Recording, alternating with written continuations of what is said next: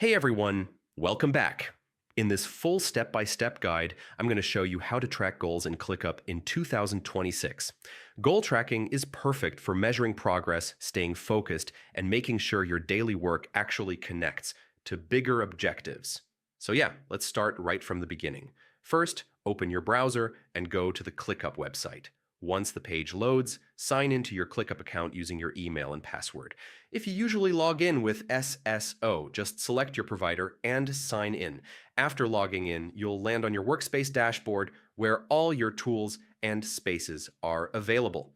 Now, to access goals, look at the left sidebar and click on Goals. If you don't see it right away, you can enable it from Workspace settings.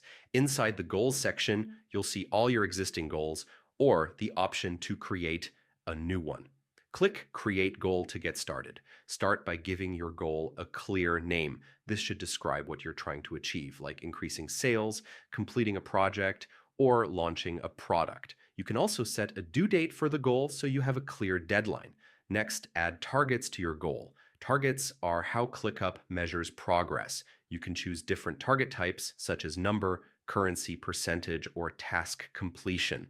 For example, you can link tasks or lists directly to the goal, so progress updates automatically as tasks are completed.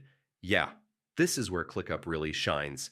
As you work on tasks linked to the goal, ClickUp updates the progress bar in real time.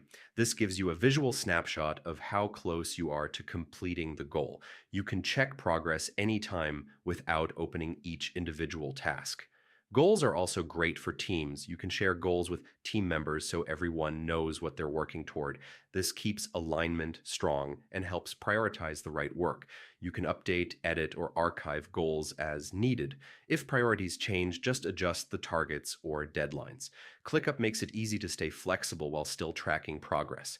It's a good habit to review goals regularly, either weekly or monthly.